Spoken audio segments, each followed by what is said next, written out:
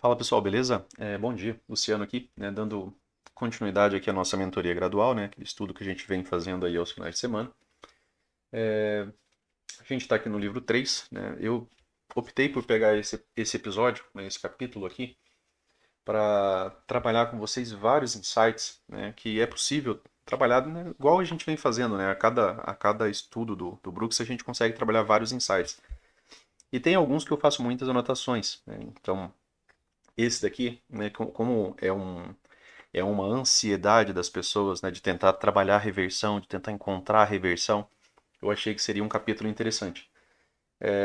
No dia de hoje, a ideia também nesse vídeo ainda é trabalhar, né, o gráfico macro, né, vamos ver se vai dar tempo, porque essas páginas aqui elas são tem bastante texto, né, mas tem bastante informação ali que a gente consegue trazer também. Então, se não der tempo, depois a gente conversa em outro momento sobre, né, o tempo macro ali, que era a ideia de olhar o mensal ali um pouco mais, o semanal, né, já que a gente acabou de fechar o mês.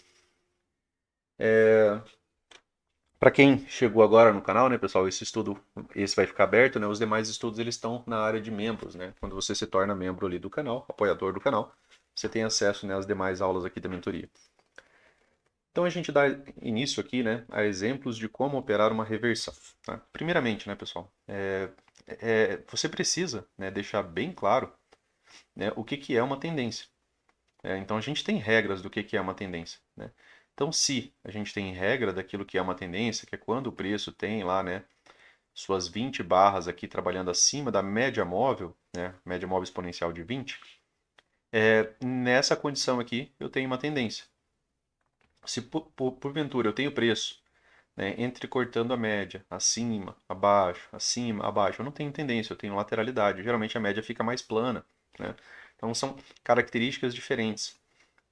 Se às vezes eu tenho 16, 17 barras, mas teve um bom impulso e a movimentação muito se parece como tendência, eu já tenho que tratar ela como tendência, né? O Al fala que se parece com, trabalhe com. Como, né?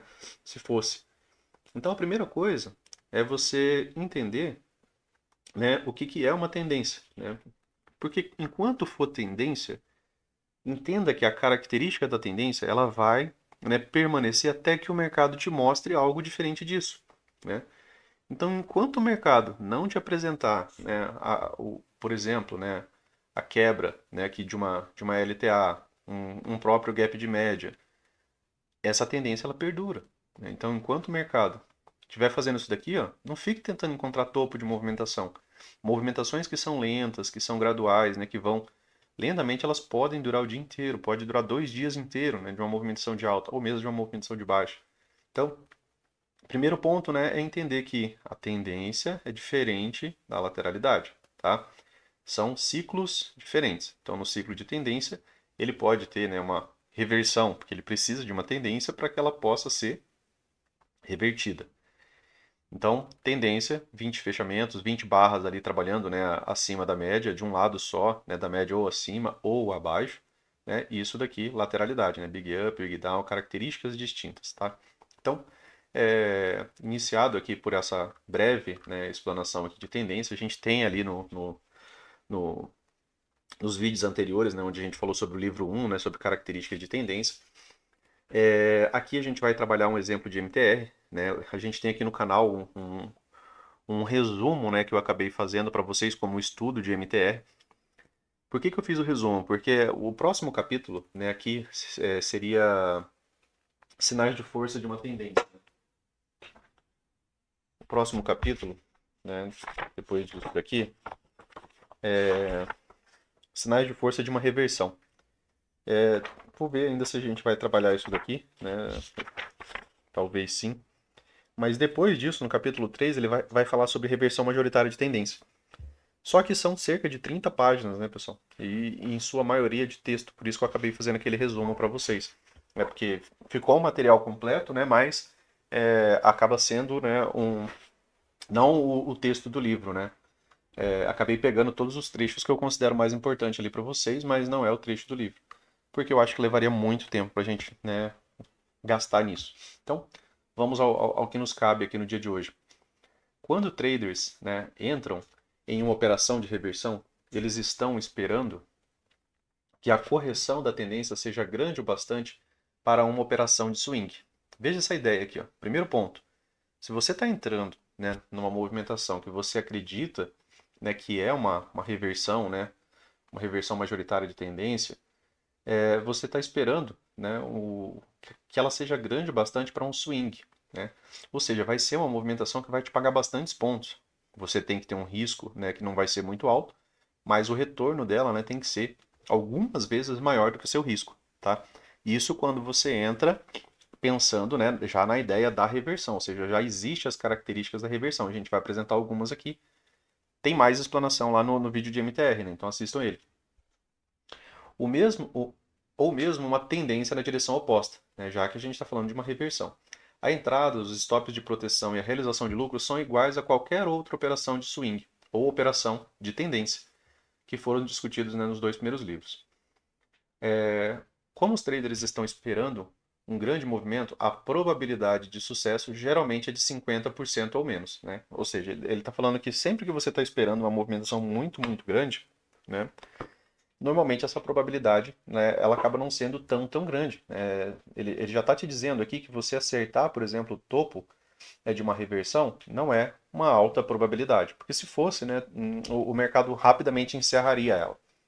Em geral, quando o risco é mantido constante, o retorno potencial maior geralmente significa uma probabilidade de sucesso menor.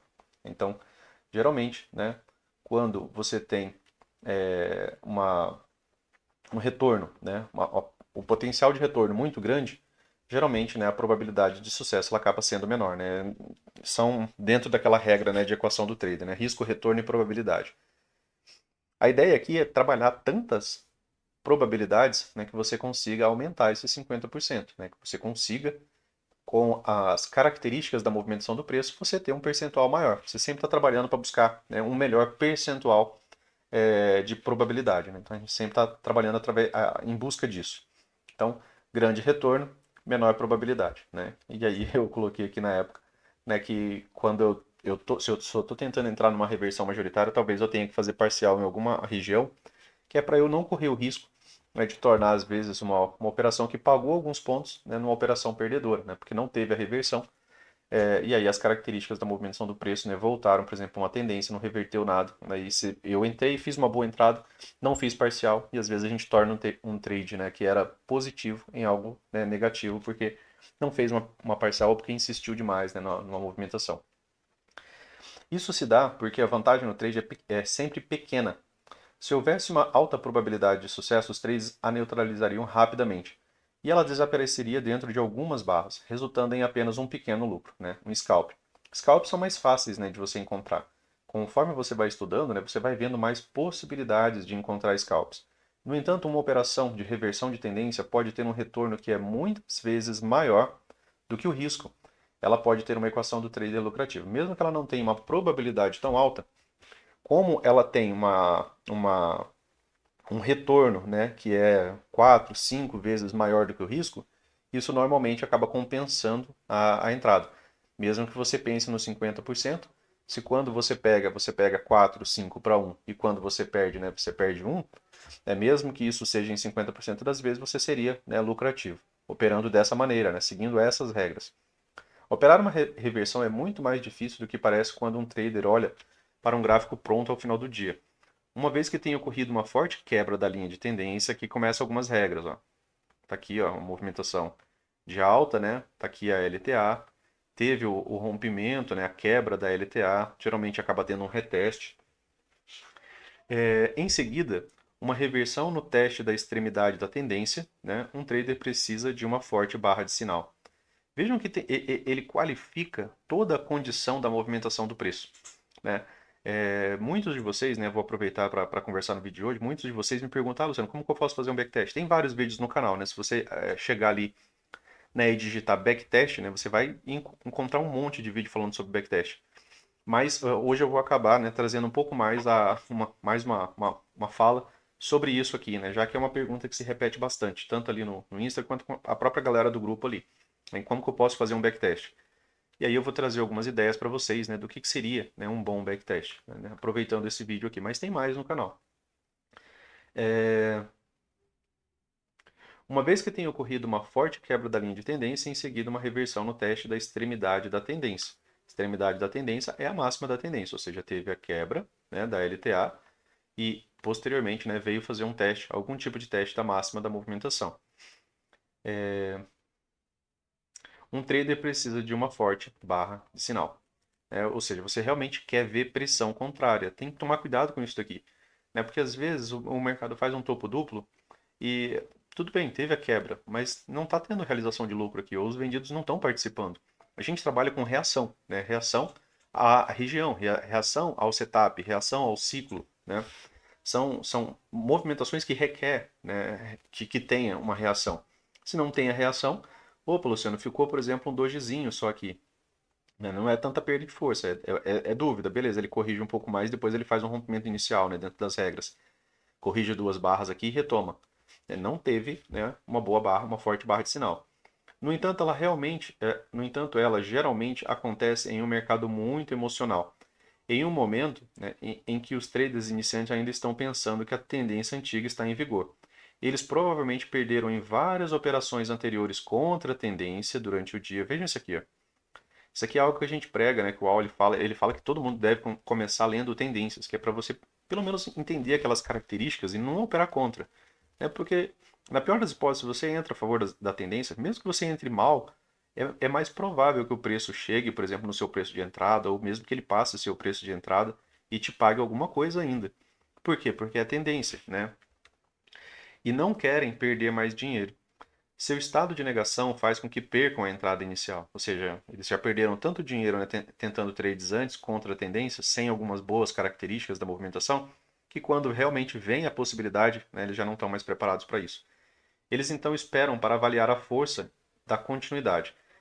Ela geralmente vem na forma de um impulso grande e rápido formado por várias barras fortes de tendência, ou seja, o mercado, quando, né, isso daqui engrena, né, quando ele engrena a ideia de uma reversão, ele acaba às vezes montando um ciclo forte, e aí já não deixa mais entrada nenhuma, aí ele já nem corrige, né? Não faz retorno à média, ele só vem fazendo isso aqui, ó. E aí acaba ficando realmente de fora dessa movimentação.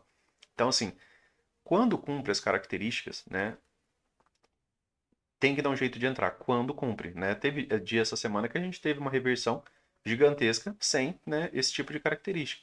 A gente não teve uma boa barra de reversão. Ela até quase se formou, né? Que foi uma outside que a gente estava conversando pelo 15 minutos. Mas não foi, né? Como que o mercado acabou ficando. Né? Então eles esperam para avaliar, né, a força da continuidade. Ela geralmente vem em forma de um impulso grande e rápido formado por várias barras, né, de tendência. Forçando trades a decidir rapidamente, se arriscam muito mais do que eles normalmente arriscariam. Né? O dia de ontem a gente teve algumas barras bem grandes. Né? Barras grandes assustam porque o stop é muito caro. A gente teve barra ontem no 15 minutos que eram 800 pontos. E aí, se você vender abaixo dela, teu stop tem que estar minimamente aqui. Você bota o stop no meio da barra, não existe isso. Né? Você está colocando um stop de defesa aonde? Né? Em que ponto? Não é estrutura, não é nada. Né? E aí você quer manter um stop aqui. Se tem uma leve correção aqui, o seu stop vai ser acionado. Aí não faz sentido. E aí, às vezes, você vai ter que bancar esse stop de 800 pontos. Por quê? Porque a probabilidade é maior, né, do que qualquer outra coisa. Probabilidade de continuidade, tá? Eles frequentemente acabam, né, eles frequentemente acabam escolhendo esperar por uma correção. Mesmo se eles reduzirem o tamanho de sua posição para um risco em dólar, para que o risco em dólar seja o mesmo que qualquer outra operação, a ideia é arriscar duas a três vezes, né? A ideia de arriscar duas ou três vezes mais ticks assusta. Aqui é para quem já opera com mais contratos, né, pessoal? Com um contrato, isso daqui não existe. Aí realmente você tem que dosar e pesar mais se você entra na operação.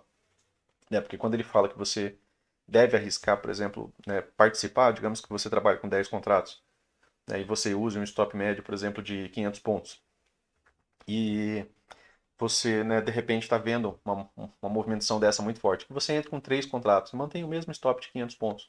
Essa é a ideia dele, né, que você nunca coloque em uma operação um valor, né, diferente daquele que você colocaria em qualquer outra, seja em risco. Né? Você não coloca um risco às vezes, se o stop é muito grande, né, e você trabalha com mais contratos, talvez 3 contratos aqui desse para você participar. E se você pega, por exemplo, a amplitude de uma barra de 800 pontos com 3 contratos, é melhor do que você não pegar nada com 10. Né? Então, A ideia dele é essa, né? Até porque a ideia dual, né, é que você trabalhe bem a ponto, né, de aumentar a sua mão, né? Que você trabalhe e estude, né, a ponto de ir aumentando a sua mão, né? Não é fazer 500 trades, é fazer lá os seus 3, 5 trades ao dia para quem opera o dia inteiro, 3 trades para quem opera ali na parte da manhã no máximo, né? Porque você não vai ficar encontrando bons trades o dia inteiro. Isso daqui é toda uma estrutura lenta que demora para se formar e às vezes você só tem uma estrutura dessa no dia. Então, entrar em uma correção é difícil porque toda correção começa com uma reversão minoritária. E os traders estão receosos de que a correção possa ser uma retomada da tendência anterior. Eles acabam esperando até que o dia esteja quase terminando. E então finalmente decidem que a nova tendência está clara, né? Então acabaram não participando. Mas naquele momento não há mais tempo suficiente para fazer uma operação. As tendências fazem tudo o que podem para manter os traders de fora, né? Pois é a única maneira pela qual eles podem manter os traders perseguindo o mercado o dia inteiro. Quando um setup é fácil e claro, o movimento geralmente resulta em um scalp pequeno e rápido, né? Sempre que você tem um setup que é muito claro, muito evidente, né, geralmente ele vai ter uma correção rápida, né? Ele vai pagar um scalp, ele vai ser bom, né? Porque a probabilidade é muito alta dele, por exemplo, alcançar um alvo, né? Isso aqui a gente já, como falei para vocês esses dias, né? Às vezes eu faço uma entrada que o alvo é menor, né, do que meu risco. Eu faço porque eu já penso na probabilidade. É algo que eu já vi várias vezes e nessa condição eu entendo que ainda é válido para eu fazer um scalp. Às vezes eu tenho um stop de duas vezes o meu pequeno alvo ali, 200, 250 pontos, mas eu sei que a probabilidade é muito alta, né? Então ainda faz sentido. Por quê? Porque é um setup fácil e claro, dentro daquilo que eu já estudo, né? E o movimento geralmente resulta, né, em um scalp pequeno e rápido, né? Às vezes ele paga isso daí em 1, 2 minutos. Mas, né, isso daqui precisa de tempo de tela. Se o movimento vai durar um longo caminho, ele não deve ser claro, né? Não vai ser claro, ele vai ter um monte de correções, ele vai ser mais cansativo, ele vai ser mais demorado e deve ser difícil de entrar, que é o que aconteceu ontem, né? As entradas posteriores, né, daquele estudo de ontem acabaram ficando bem difíceis, né? Porque teve alguns retornos a 9 ali nos 5 minutos e teve alguns retornos a 9 no 15 minutos. E foi aquilo, não teve nada depois daquilo, né? E já estava bem mais próximo do alvo. Então não foi, né? Fica, né? E deve ser difícil de entrar. É o que é comum, né? Para manter os traders do lado de fora e forçá-los a perseguir a tendência. Movimentos longos não são claros, é difícil de entrar. Então tem que colocar isso daqui na cabeça. Não vai ser algo fácil de você fazer. Vai ser algo difícil. Vai requerer treino, vai requerer você fazer backtest o suficiente, né, para que quando as características da movimentação se apresentarem para você, você participar. Beleza? Agora, né, a gente chega aqui na parte, né, do gráfico. Aqui, né, a gente tem a nossa imagem, né, para trabalhar. E aqui a gente vai ter uma centena de insights, né, pessoal? E aí, aqui eu queria falar com vocês, né, a ideia sobre backtest, como falei. O que que é fazer backtest, né? Vejam o título disso daqui, ó. O título do nosso estudo de hoje é Exemplos de como operar uma reversão. Fazer backtest nada mais é do que você aprender a operar, né, cada ponto daquele que você está estudando. Um backtest de como operar reversão, né, é você aprender onde seriam os pontos de entrada, por exemplo, para você trabalhar dentro de uma reversão. Quando você faz um backtest sobre tendência, que é aquele que eu venho falando para vocês, por exemplo, quando a gente tem um impulso e entender que barras saindo da 9, por exemplo, geram um bom resultado, é vocês fazerem backtest o suficiente para que isso fique qualificado na cabeça de vocês, né, e que você consiga participar. Porque é tido como um dos melhores trades que tem, quando a gente tem esses certos impulsos. Quando isso não fica, né, característica de lateralidade, que aí as coisas mudam, né, aí são trades mais contra-intuitivos, né, onde você vai apostar muito mais contra movimentos, assim como o clímax, né, que a gente vai observar aqui, né, tem um clímax, 3 clímax de compra. Então fazer backtest nada mais é do que aprender a operar, né? Fazer backtest é aprender a operar, tá? Você não aprende a operar com gráfico andando, pelo amor de Deus, pessoal. Você não vai aprender a operar com gráfico fazendo replay de mercado, você não vai fazer isso. Você vai aprender desse jeito, né? O Al conseguiu qualificar e criar toda uma metodologia estudando desse jeito aqui. Ele imprimia gráfico via padrão, classificava ele e depois ele ia vendo a repetição disso, tá? Então você aprende a operar fazendo backtest. Fazer backtest nada mais é do que aprender a ter respostas para determinados estudos, tá bom? Então coloquem isso na cabeça de vocês e façam backtest. Então, operando, né, uma reversão majoritária, né? Então aqui é o nosso tema aqui do estudo. Então vou deixar esse gráfico aberto aqui em cima, né? Deixa eu só deixar ele um pouquinho maior aqui, né, porque eu acho que aí a gente consegue manter um pouco mais de informação para vocês aqui. Acho que vou ter que baixar ele um pouco aqui, ó. Assim acho que pega ele inteiro aí para vocês. Tá. Conforme mostrado na figura, os traders tinham várias maneiras de operar a reversão, né? No dia, e uma maneira que eu acho que vale a pena é através de uma abordagem usada por um amigo. Isso aqui eu também acho legal, porque ele já citou esse amigo dele em outras vezes. É um cara que não estudou a metodologia do jeito dele, mas que opera da mesma maneira. São pessoas com muito tempo de tela chegando na mesma ideia, né? A mesma maneira de operar, mesma maneira de ver e entender as movimentações. Eu tive uma longa discussão com esse trader vários anos atrás. Ele é especialista em operar reversões majoritárias, ou seja, o cara é focado em operar reversão. Ele não opera tendência, ele opera reversão, né? Ele é especialista em reversões majoritárias, ou seja, ele tem que esperar toda a característica da movimentação para que ele possa operá-la, né, como uma reversão. Ele normalmente fazia uma ou duas operações por dia. Por quê? Porque não costuma ter tantas características de reversão. E sempre queria ver uma forte quebra da linha de tendência antes de procurar uma entrada de reversão. Ou seja, tem que ter necessariamente, né, uma quebra da linha de tendência. Eu tenho aqui uma LTA, né, eu tenho aqui outra LTA. Então eu tenho aqui uma movimentação, ó, do preço, né, corrigindo. Aqui teve o rompimento dessa pequena LTA, mas teve retomada, ou seja, fez nova máxima, né? Posteriormente aqui a gente tinha mais possibilidades, né, de construir LTA. Não foi colocado aqui no gráfico, deixa eu só colocar em verde aqui que eu acho que fica melhor para vocês. Mas aqui eu poderia construir outra LTA, teve a quebra dela, reteste, né? Mas, enfim, ele quer ver, né, uma forte quebra, né, da linha de tendência de alta, da linha de tendência, antes de procurar por uma entrada de reversão. Então a regra 1 é ter uma quebra da linha de tendência, né? Quando a gente junta todas as características, a gente tem a possibilidade de operar uma reversão, né?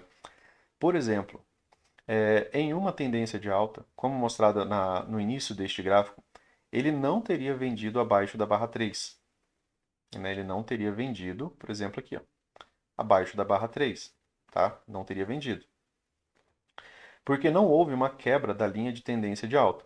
Ele também não teria vendido abaixo da barra 7, né? Não teria vendido abaixo da barra 7. Veja que ele está elencando regras, a gente está aprendendo a como operar uma reversão. A gente está fazendo um backtest.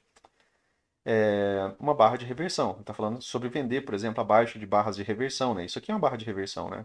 Ela esteve positiva, voltou e fechou negativa, né? Bem abaixo do seu ponto médio. Aqui uma outra barra de reversão de baixo, né? E ele não teria vendido nem aqui e nem aqui, é o que ele está nos dizendo. Pois não houve anteriormente uma quebra significativa abaixo da linha de tendência de alta. De novo, né? Não tinha tido quebra de linha de tendência. A queda abaixo da barra 3 durou apenas uma barra. Sequer alcançou a média móvel, né? Ou seja, forte tendência.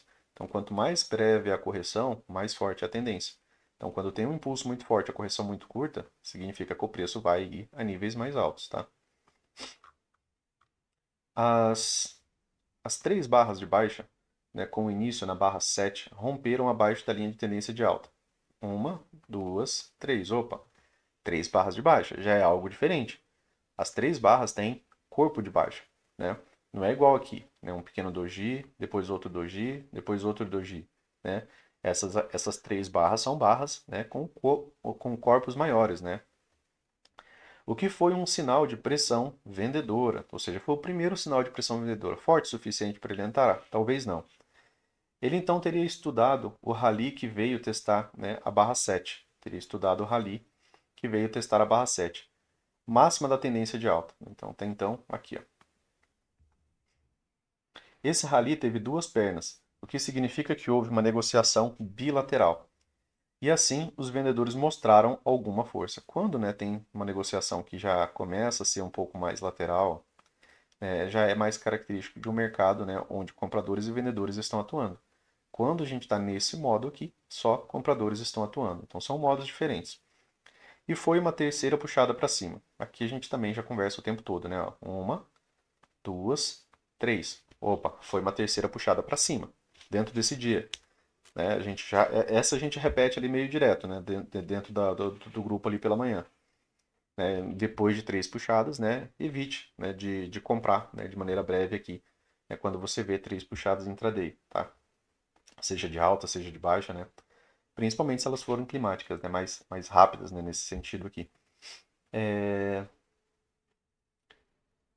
E foi uma terceira puxada para cima. Como reversões majoritárias geralmente ocorrem na primeira hora ou próximo disso, vejam, lembra daquilo que a gente estava estudando mais para frente? Isso aqui é o começo do livro, a gente estava lá para o final. Reversões majoritárias, né, ocorrem mais na primeira hora ou perto disso, né? Primeira hora dentro daquela característica das duas primeiras horas, né? Quando isso acontece dentro desse sentido. Ele provavelmente teria vendido abaixo da barra 11. Né? Ele provavelmente teria vendido abaixo da barra 11, que era uma segunda entrada na venda, mas ele provavelmente não estaria esperando uma reversão majoritária. Né? Ou seja, ele está falando que ele teria vendido aqui, ó, abaixo da barra 11, por quê? Porque abaixo da barra 11 já é depois de três puxadas. Depois de três puxadas, ele fala para você parar de comprar e talvez pensar em vender. Para quê? Para pegar pelo menos uma correção de duas pernas de retorno até a média. Então a barra 11, ó, teve a barra 10, que foi uma barra de retomada ruim, né, de continuidade, ou seja, é uma barra com corpo pequeno. A barra depois da barra 10 aqui, uma barra com corpo completamente de baixa. Depois um novo doji e um pequeno doji. Vender abaixo de um pequeno doji aqui, onde não está tendo mais superação de máxima, já começa a fazer sentido. Você está vendo que teve realmente uma pausa aqui, né, quando o preço encontrou essa movimentação de três puxadas. Então vender abaixo, né, de uma pequena barra de baixa, né, para uma, quem sabe, aceleração, né, algo até que a gente fala para vocês, que quando a gente vende, né, após uma barra menor, a gente tem uma probabilidade, um espaço para a barra seguinte se expandir. Né? E aqui ele acabou cumprindo, né, a ideia de duas pernas de retorno à média. Vou só tomar um golinho de água aqui, pessoal.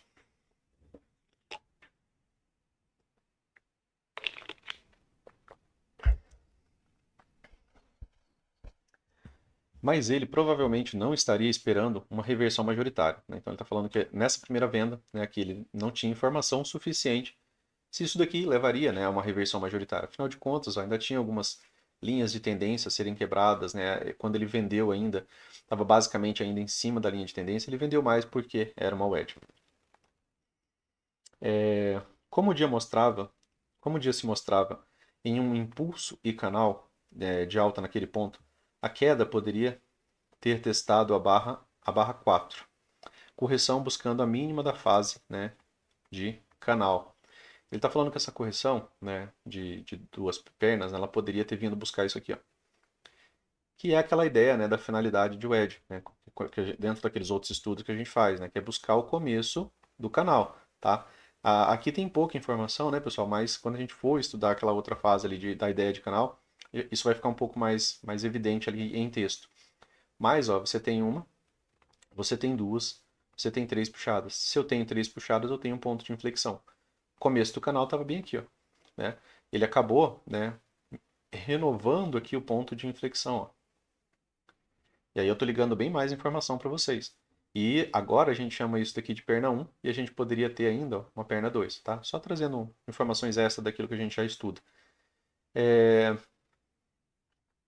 Como o dia se mostrava como impulso e canal naquele ponto, né? A queda poderia ter testado o início da barra 4, né? Que é o início do canal. Fase de impulso, o canal ele inicia na fase de correção, né? Quando a gente tem a primeira L1. E aí ele cita aqui, ó, que o início do canal, onde o mercado poderia ter formado um fundo duplo e então retomado o rally. Né? Então o mercado ainda poderia ter feito uma correção até o início do canal. Aqui é uma região de decisão, poderia ter vindo até aqui, formado um fundo duplo e ter retomado a tendência de alta. Visto que o canal de alta era uma cunha, ele teve três puxadas, né? Importante, né? A cunha, essa cunha também, né? Ela foi se afunilando, que é o melhor tipo de cunha. Ele teve três puxadas. Era provável ter duas pernas laterais descendentes. Isso aqui é aquela correção TBTL, né, que a gente também repete bastante, né, que é correções em duas pernas, de lateral a descendente, né, no caso de uma wedge, né, mais favorável aos vendidos ali. Duas pernas de lateral a descendentes. Como o meu amigo é um swing trader, ele teria permitido uma correção, ou seja, né, como ele vai operar a reversão, ele quer um stop razoavelmente curto para pegar muitos pontos. Desde que ele acreditasse na premissa original desde que ele ainda acreditasse que a premissa original ainda era válida. Ele teria, portanto, mantido seu stop acima da barra de sinal, ou talvez acima da forte barra de baixa após a barra 11, e permitido uma correção até a barra 13. Então, ele está falando que ele manteria, né, o stop aqui em cima e permitiria, né, essas correções aqui, né, tranquilo, né, o mercado fazer essa movimentação aqui sem qualquer tipo de susto. Esperando uma segunda perna de baixa, né? Ou seja, perna 1 corrigiu, perna 2. Aqui eu até citei alguns pontos de venda, né? Eu coloquei um Vzinho aqui, ó, que tem um ponto de venda, que seria como a ideia era você ter uma perna e depois uma segunda perna seria um outro ponto de venda. Esperando, né, uma segunda perna de baixa. Se ele ainda não tivesse vendido, teria vendido abaixo da barra 13. Tá? A barra 13 está aqui, seria abaixo, né, dessa barra, abaixo dessa mínima dessa barra de baixa. Uma reversão de duas barras e uma reversão, né, majoritária de tendência com máxima mais baixa. Tá? Então aqui ele já trata como uma possibilidade de reversão majoritária de tendência com máxima mais baixa, que foi um teste do rompimento da venda, né, abaixo da barra 11. Que foi um teste, né, do rompimento da venda abaixo, né, da barra 11. O teste do rompimento ele está se referindo ao gap, tá, pessoal? Ó, tinha um gapzinho aberto aqui, ó, né? Quando ele fala sobre teste de rompimento, né, normalmente ele está falando sobre, né, os fechamentos das regiões de gap, né? É importante também, né, ressaltar isso. Aqui eu tenho uma informação adicional para trazer para vocês, né, que é sobre clímax, né, que eu acho que ele não fala sobre esse capítulo aqui. Mas aqui ele está falando sobre um, ó, dois, três clímax, né, três puxadas de alta, sendo essa barra aqui muito grande já no final da movimentação e chegando na terceira puxada. Quando ele fala sobre operar clímax, né, ele fala sobre um uso de stop, né, que é a projeção dessa barra para cima. Tá? A projeção dessa barra para cima seria o teu stop. Deixa eu ver se pegou aqui, acho que não pegou, mas digamos, acho que agora pegou. Mas digamos que o teu stop estaria acima da projeção de 100% dessa barra para cima, porque assim, isso aqui é um gap de projeção. Ele tende a ter a continuidade, a pagar, né, por exemplo, a projeção dessa barra, ou pagar a projeção dessa barra. Mas quando ele vem tarde numa tendência, vem numa terceira puxada e é uma barra muito ampla, né, uma barra maciça, isso daqui nos remete muito mais a um clímax. Ele fala que se você for vender aqui em algum ponto acima do clímax, o teu stop médio seria essa barra projetada para cima, porque é um gap de exaustão. Ou seja, você não está esperando que ele pague a movimentação dessa barra deslocada para cima. E aí você pegaria razoavelmente, né, por qualquer ponto que você vendesse aqui, essa mesma medida, né, para baixo. Então você pegaria minimamente 1 para 1 e às vezes até um pouco mais do que 1 para 1, tá bom? Então só um adicional aqui para quando a gente for trabalhar clímax, né, e aí a gente reforça isso daqui. Foi um teste de rompimento. As duas barras abaixo, as duas barras de baixo após a barra 11, de novo, né, a gente tem que marcar aqui. Acho que a melhor maneira da gente estudar isso foi desse jeito, né? Foi ideia até de um dos amigos, né, de manter o gráfico ali, porque senão a gente ficava voltando e ficava realmente um absurdo aquilo. Então, as duas barras de baixo após a barra 11 teriam feito a maioria dos traders se perguntar se o modo sempre posicionado tinha mudado para vendido. Ele está falando que se essas duas barras, né, duas boas barras de tendência de baixa, né, acabou sendo um certo impulso, né, de duas barras, se isso daqui, né, não tinha sido forte o suficiente para mudar o mercado para sempre vendido. Né? Então, para uma movimentação que antes vinha de muitas barras de alta, ou aqui começou já a ter um pouco de pausa, né? Você tem uma barra, uma pausa, uma barra, né? Uma barra, pausa, uma barra, pausa, uma barra, né? Pausa. Ou seja, aqui movimento muito forte. Depois disso daqui, né? A frequência das barras de alta já não estavam tendo continuidade. Também é uma observação importante. E aí, né? Ele se pergunta, né? Fala que a maioria dos três vão se perguntar se isso daqui já não estava iniciando, né? A possibilidade de um modo, né, mudado para vendido. A maioria teria decidido que o movimento era de fato de baixa no final do impulso de baixa de 5 barras que terminou na barra 14, né? Que aí é aqui, ó. Aqui é um microcanal, né, pessoal? Aqui realmente, aqui já tem o nome, né? O microcanal de baixa, ele deixa o mercado no modo sempre vendido, né? Então, a partir daqui, né, talvez, né, tá buscando por um sinal de venda um pouco mais alto, já fosse já uma ideia mais interessante. Aqui, né, algumas informações adicionais também, né, seria somando pontos, né, a gente falou sobre quebra, forte quebra da linha de tendência, forte quebra da linha de tendência, gap de média, né, pessoal, também é um sinal de fraqueza, né, de uma tendência, ou seja, ele vai te levar também à construção da ideia da MTR, né, que o gap de média ele nos leva a um teste da máxima da tendência, algum tipo de teste da máxima da tendência, e lá, né, pode iniciar, né, uma reversão majoritária, né, que seria uma reversão majoritária de tendência, né, depois dessas duas condições, né, quebra da linha de tendência, seja dessa, gap de média, né, uma certa lateralidade, e depois disso a possibilidade sim de uma reversão, né, só que dessa vez majoritária. Nesse ponto, ele decidiu permanecer vendido. Teria baixado seu stop de proteção para logo acima do início do impulso de baixa que começou, né, após a barra 13. Aqui ele já está falando que ele já tinha possibilidade, né, de baixar seu stop de proteção. O stop de proteção, a princípio, estava aqui, ele vendeu aqui, né, e aí o mercado faz uma correção de duas pernas e ele falou que já dá para baixar o stop de proteção para cá. Isso daqui, né, pessoal, nada mais é do que a ideia de manutenção de uma estrutura. Eu tenho uma wedge, duas, três puxadas, tenho um topo duplo levemente mais baixo, e a ideia, né, para que essa movimentação seja realmente bem característica, né, seria que ele não viesse acima desse ponto. Tá? Por isso que o stop de proteção que ele cita está aqui.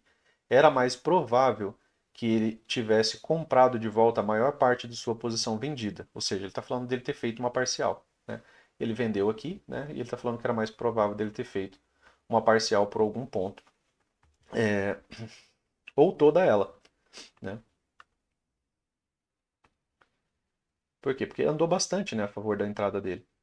Para quem tinha um stop, né, razoável aqui acima, né, vejam quantas vezes, né, andou uma, andou duas, andou três, né, pouco mais de três vezes ali da sua entrada inicial.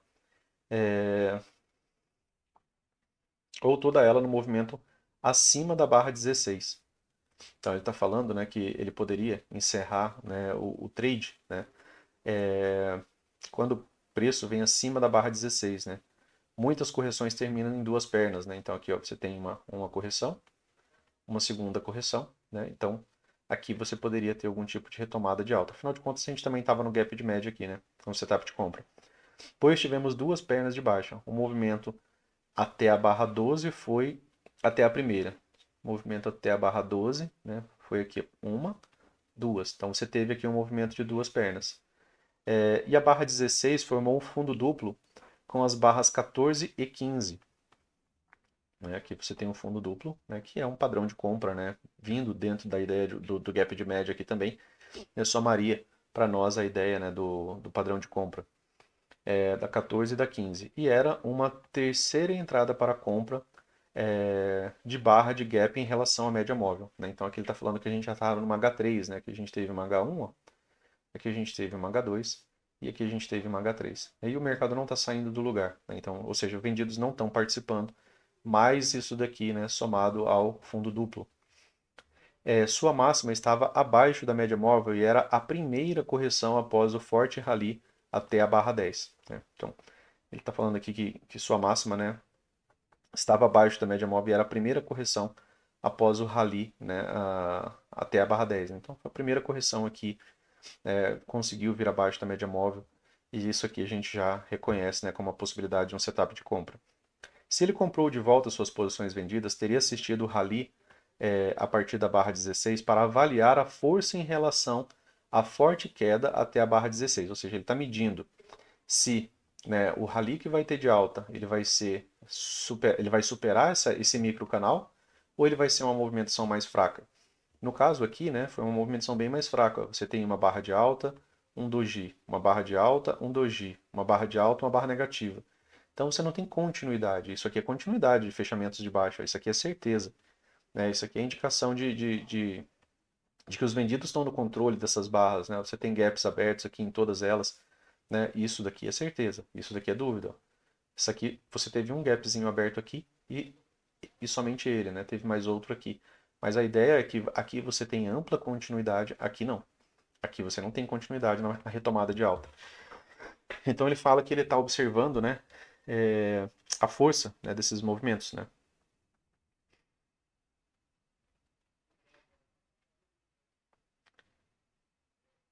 Olha lá, aqui, se o rally fosse relativamente fraco, ele teria procurado vender novamente no teste da barra 10. Então ele cita, né, que se o rally fosse relativamente fraco, ele poderia buscar, né, vender de novo, né, num teste aqui da barra 10, ou seja, nessa máxima aqui, caso o mercado chegasse até lá, claro, né? O teste poderia ter sido em forma de uma máxima mais baixa, um topo duplo ou uma máxima mais alta. Isso daqui é a premissa, né, do gap de média, né, pessoal? É as três possibilidades. A gente não sabe qual vai ser, né? Por isso que a gente repete, né, que a gente tem a possibilidade de ser mais baixo, claro, claro que esse daqui é a melhor. É um igual, também é bom, né, porque você vê a defesa no tique, né, exato. Um teste igual às vezes acontece também. Ou acima. O acima a gente já fica um pouco mais pé atrás, né? A gente precisa, quando ele faz esse teste acima, né, o ideal é que a gente tenha, né, por exemplo, uma barra de reversão, né, muito boa, né, para a gente começar a acreditar, né, na retomada, que a barra de reversão seja assim, né? Por quê? Porque ele mudou a estrutura. E aí a gente tem que realmente ver uma forte rejeição. Nesse caso aqui, você não precisa da forte rejeição. Por quê? Porque a estrutura em si, né, ainda te deixa, né, dentro de uma característica de que a falha de retomar a máxima prévia, né, a falha de uma nova máxima, deixa o mercado mais próximo dele retomar a mínima prévia. A mínima prévia está aqui. Então, se você vende aqui, né, você já vende mais confortável, né, para essa movimentação aqui, que falhou nessa estrutura, que pode muito bem te trazer pelo menos até aqui. Tá? O rally, né, da barra, aqui cita as três possibilidades, né? O rally da barra 16 até a barra 19 teve três pernas e foi, portanto, uma bandeira de baixa em forma de cunha. Aqui ele está falando que ele teve três pernas, né, pessoal? Teve ó, uma, perna um, corrigiu, né, aqui, ó, perna 2, corrigiu, perna 3, né? E aí aqui, né, seria uma wedge também, né? Assim como essa movimentação, só que essa daqui é um pouco mais difícil de visualizar. Esse daqui, no caso, né, cada perda de mínima acabou condicionando, né, uma perna. É uma bandeira, né, em forma de cunha, né, uma bandeira de baixa. Como foi um rally, como foi um rally após uma forte quebra abaixo da linha de tendência de alta, era provável que se tornasse parte de uma correção maior, com pelo menos mais uma perna de baixa. Né? Está falando que foi. Como foi um rally, né, após uma forte quebra abaixo da linha de tendência de alta, está falando disso aqui, ó. Teve um rally, né, com uma forte queda abaixo da linha de tendência de alta, né? Com era provável que se tornasse uma correção maior com pelo menos mais uma perna de baixa. Então isso aqui é aquela ideia, né, de que quando a gente tem um movimento que se destaca muito, provavelmente ele vai ter pelo menos uma segunda perna. A gente veio operando isso, né, durante essa semana, tá? Isso daqui é texto de livro, né? A questão é que eu acabo condicionando com alguns movimentos, né, esperando certas movimentações. E quando elas se encaixam, né, fica mais fácil a gente operar. A probabilidade era que o mercado formasse uma lateralidade ou uma reversão de tendência. Lateralidade, né, a ideia do gap de média também, e ou né, uma reversão majoritária de tendência. Aqui eu coloquei, né, pós quebra da LTA mais gap de média, a probabilidade era de que o mercado formasse, né, uma lateralidade, né, uma TR ou uma reversão, né. Aqui rally, né, sem fortes barras de alta, né, que você está falando sobre esse rally aqui, né. Então ele não chegou, né, a convencer, né, de que esse modo sempre vendido que foi iniciado aqui, né, foi retomado aqui pelos comprados, né? Então, ele está avaliando pernas e pressão, né?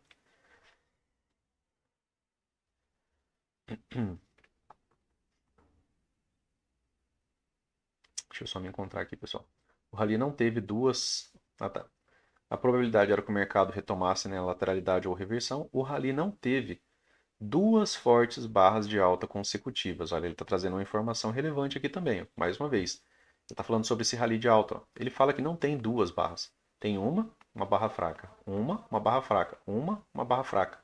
Ou seja, não está tendo continuidade. né, ele não tinha duas fortes barras, né, de alta consecutivas, diferente disso daqui, ó, de quando ele se pergunta se o mercado estava mudando para o modo vendido. Duas fortes barras de tendência de baixa, né, que acaba sendo um impulso de baixa. Né, esse impulso de baixa pode ser seguido por mais uma perna. Então, os compradores foram incapazes de retomar o controle do mercado. A barra 19 formou um topo duplo com a barra 13.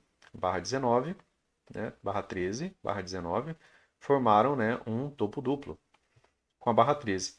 E visto que ali, um topo duplo mais baixo, tá? É, e visto que ali estava em uma possível tendência de baixa, né, por conta desse modo sempre vendido, ela era uma bandeira de baixa em forma de topo duplo. Então, somando, né, o impulso de baixa, né, somando a ideia da wedge, né, a quebra da LTA, né, esse impulso, né, relativamente forte aqui nesse microcanal, somado ao gap de média, né, que leva ao teste da lateralidade, que inicia a fase de lateralidade, ou seja, ele encerra a fase de tendência. Né? Isso daqui, né, tudo, poderia ser lido, né, como é, uma bandeira de baixa em forma de topo duplo, bem como uma reversão majoritária de tendência em forma de topo duplo ou máxima mais baixa. Né? Com máxima mais baixa, né, ou máxima mais baixa, no caso essa máxima é mais baixa. Então, isso daqui também seria, né, a visão, né, da continuidade da MTR. A gente já conversou no outro estudo, né, sobre a lentidão da MTR. Né? Então, dentro desse cenário, né, isso aqui é o início da possível MTR. Aqui, né, já a bandeira de baixo com forma de topo duplo.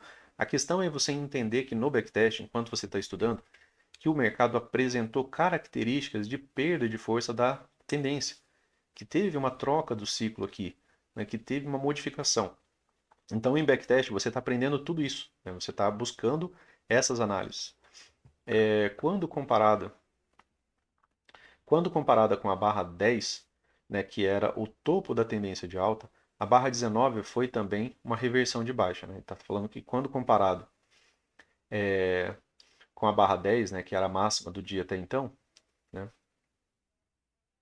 que era o topo da tendência de alta, a barra 19 foi também uma barra de reversão de baixa. Então, a barra 19 aqui, ó, comparado com a barra 10, né, também foi uma barra de reversão de baixa, que é importante quando se busca, né, o topo do mercado, ou seja, ele está próximo da máxima do dia, de repente você vê uma barra de reversão, né, com um topo ainda mais baixo, acaba sendo mais confortável, né, você fica com uma melhor probabilidade.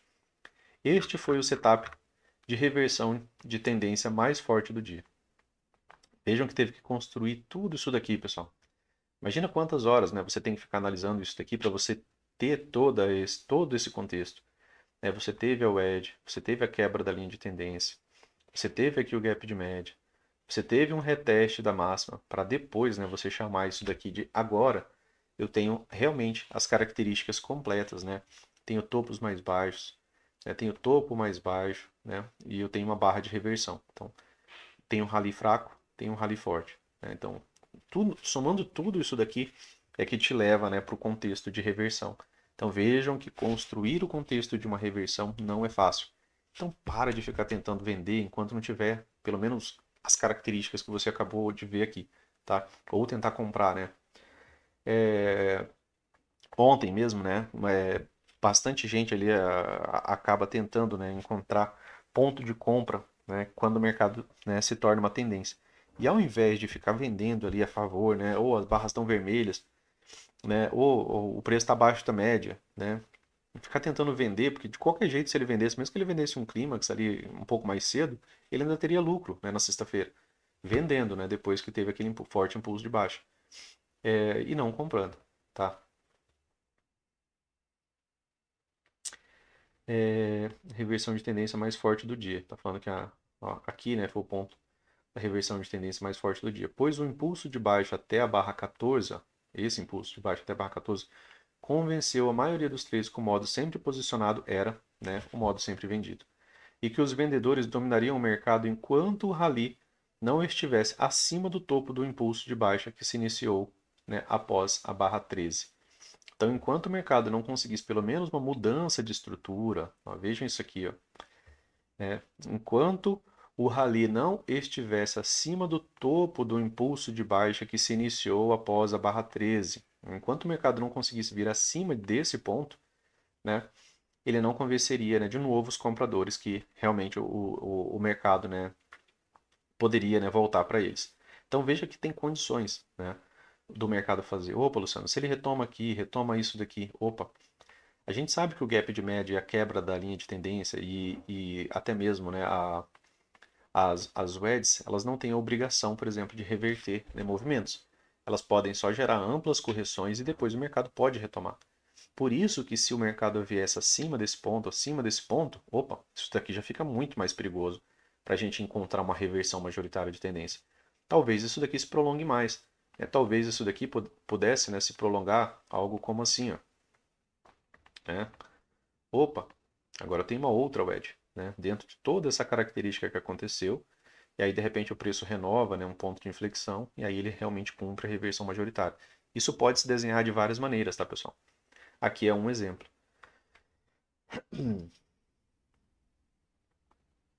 Modo sempre vendido, ali estava acima do topo do impulso. Muitos traders, né?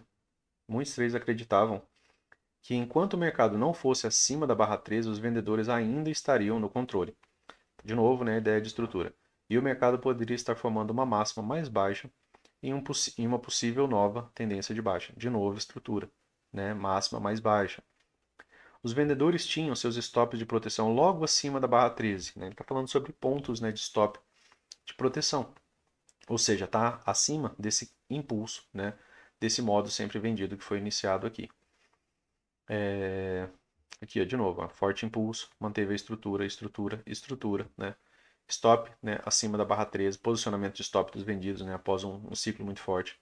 Pois queriam um topo duplo ou uma máxima mais baixa. Eles queriam ou um topo duplo exato, né, ou uma máxima mais baixa, né, ou um ou outro.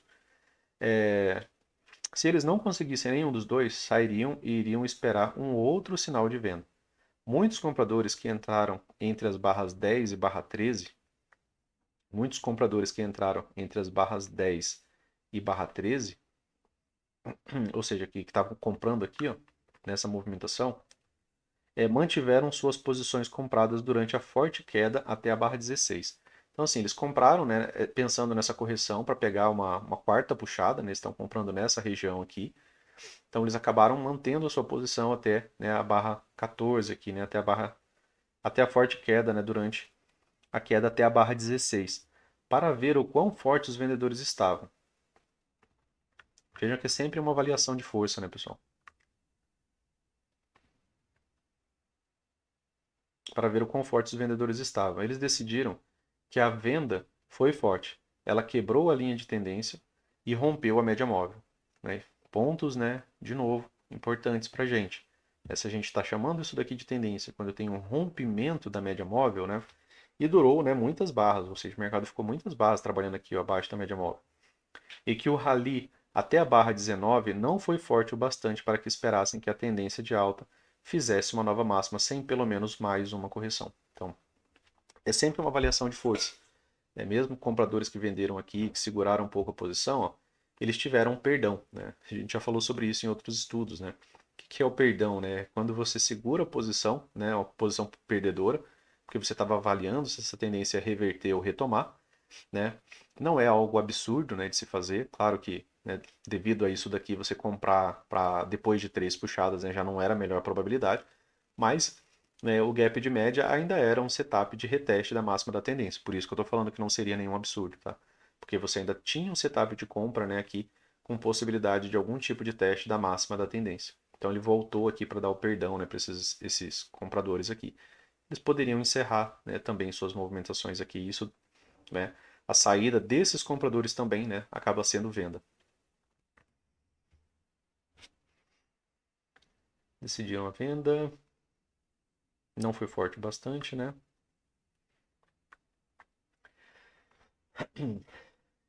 Esses eram os compradores mais determinados, visto que eles estavam dispostos a segurar durante toda a queda prolongada até a barra 16.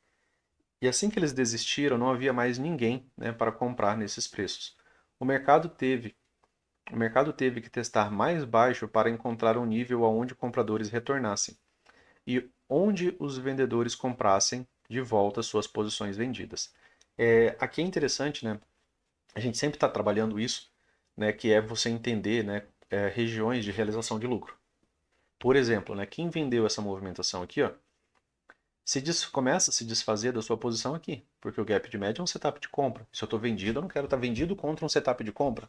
Né? Não é sensato eu, por exemplo, permanecer exatamente vendido contra um setup de compra. Isso daqui, ó, iniciou uma lateralidade, por isso que a gente conta barras, ó. Forte impulso, H1, retomou, não, H2, retomou não, foi retomar só a partir de uma H3. Por quê? Porque esse ciclo aqui é o modo sempre vendido. Né? Então, contra um ciclo forte, normalmente a gente espera mais correções. É aquilo que a gente falou do 15 minutos aquele dia.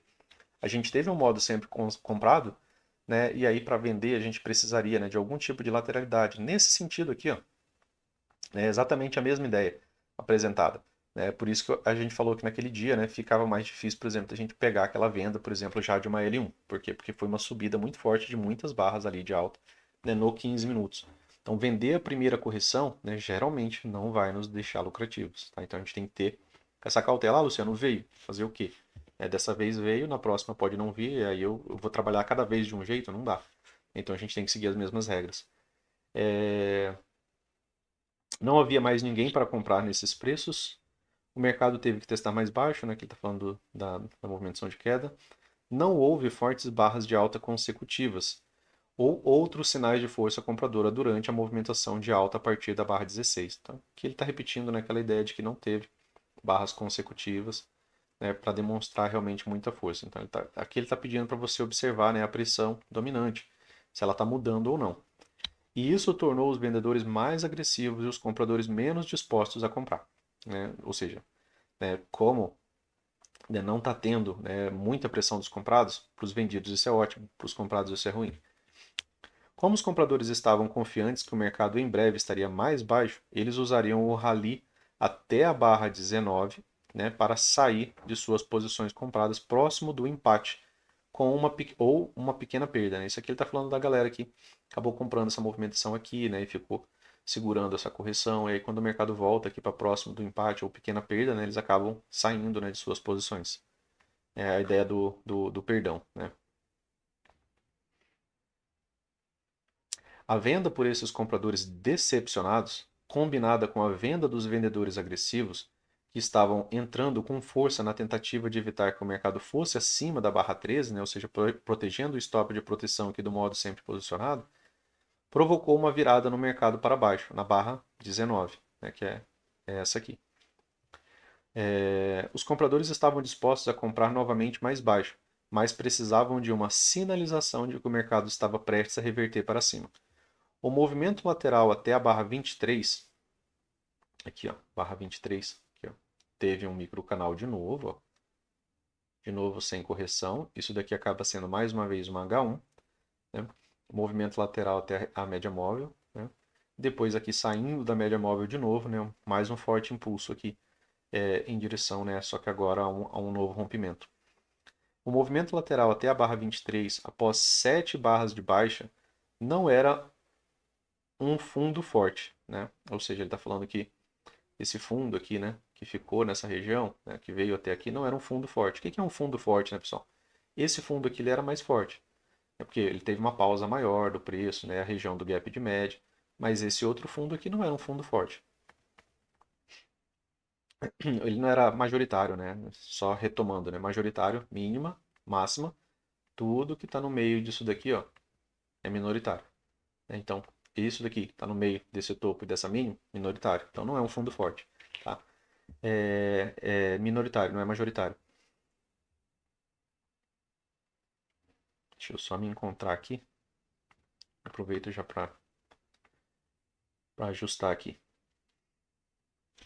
E tomar um gole de água.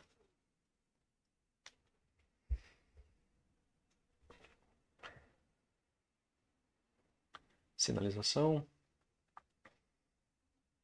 Não era um fundo forte, né? Portanto, a maioria dos compradores não estava disposto, né, a comprar, a menos que o preço fosse ainda mais baixo. Os vendedores estavam dispostos a realizar lucro a qualquer momento, mas eles comprariam de volta suas posições vendidas apenas se houvesse um sinal de fundo razoável. É aquela mesma ideia, né, pessoal? Geralmente o mercado ele vai trabalhar, né, a favor, né, até que ele consiga, por exemplo, alguns alvos de movimento projetado, né, de um fundo duplo, né, de uma wedge, né, algum ponto, né, de parada de preço que a gente já conheça, que costuma, né, levar, por exemplo, a uma pausa, né? Então, enquanto não houvesse um sinal razoável, né, de fundo, o que seria um sinal razoável de fundo, né? Movimento projetado. Ó, isso aqui, você sabe que se você pega essa movimentação aqui e projeta ela para baixo, opa, vai dar bem aquilo, sendo 100%. Se eu pego todo esse pivô aqui, ó, né, e projeto ele para baixo, né, essa movimentação vai dar razoavelmente bem aqui, né? Fica aqui, né? Então, seria um sinal razoável de fundo, né? Aqui, Luciano, ó, eu tenho uma wedge, né, bem climática, né? Eu tenho um fundo, uma segunda puxada, uma terceira puxada, três puxadas. Geralmente a gente para de vender. Isso aqui pode iniciar, por exemplo, uma final flag, isso aqui pode até gerar um movimento contrário de alta, ou uma correção TBTL, né, de 10 barras, duas pernas a média móvel, depois ter retomado. Se renova o ponto, né, de inflexão, a gente pensa na ideia de perna 2. Se não, não. Né? Dentro daquilo que a gente conversou, né, até mesmo durante, né, o mercado, durante a manhã de ontem, né? A gente precisa que o preço cumpra certas regras, né? Se ele não cumprir, acaba não tendo a possibilidade, né, de ter continuidade. O movimento lateral, né, até a barra 23, nessa parte já foi. Os vendedores estavam dispostos, né, a realizar lucros a qualquer momento, sinal de fundo razoável. Sem nenhum sinal de fundo, de um fundo, nem os compradores e nem os vendedores estavam dispostos a comprar. Vejam que o mercado ele reage, né, às mesmas condições. Ele vai reagir às mesmas condições. Opa, Luciano, aqui é um fundo duplo, né, majoritário. Então o mercado às vezes fazendo essa movimentação de três puxadas, né, vendo isso daqui às vezes como uma possibilidade de uma final flag, ele testa isso daqui e reverte, né, vira a ideia, né, de que a gente teve realmente uma wedge com uma bandeira final, e aí isso daqui seria ainda também um grande fundo duplo, né, uma bandeira de alta como forma, né, de fundo duplo. Então vai depender muito daquilo que vem a acontecer e como que o mercado reage. Além disso, os compradores restantes continuaram a vender suas posições, aumentando a pressão vendedora, né? Então, os compradores que continuaram, né, pensando que essa tendência aqui ia retomar. Na hora que tem um rompimento aqui, ó, veja que o rompimento ele acelera, né? Quando o rompimento acelera dessa maneira, né, isso indica que muitos stops, né, estavam posicionados aqui embaixo. E aí, quando esses stops estão sendo acionados, né, às vezes forma esse tipo de barra aqui. E aí, né, quando os compradores, né, que estavam participando dessa movimentação acabam estopando, né, o Auli cita que eles não vão comprar de maneira tão breve. E não compraram mesmo, né? Veja que nenhuma máxima aqui, ó, consegue vir acima de máxima de barra anterior. Então eles não estavam comprando acima de máxima de maneira nenhuma, né? Os vendedores estavam dispostos a realizar lucro.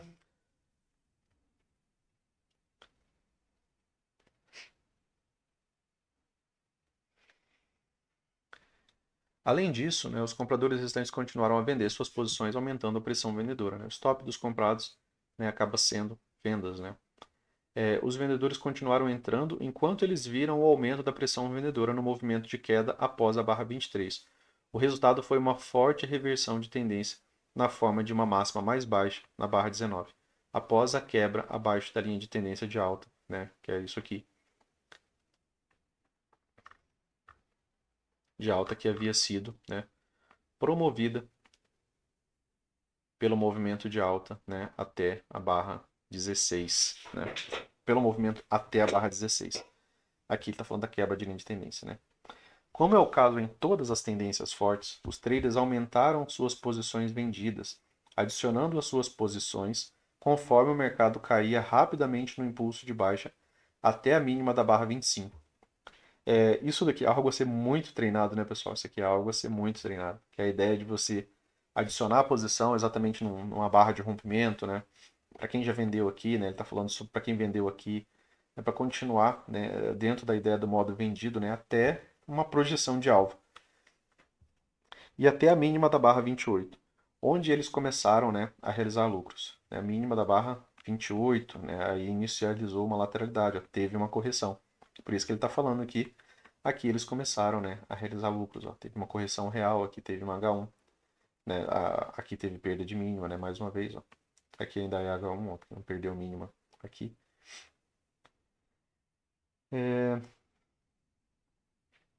Onde eles começaram a realizar lucros.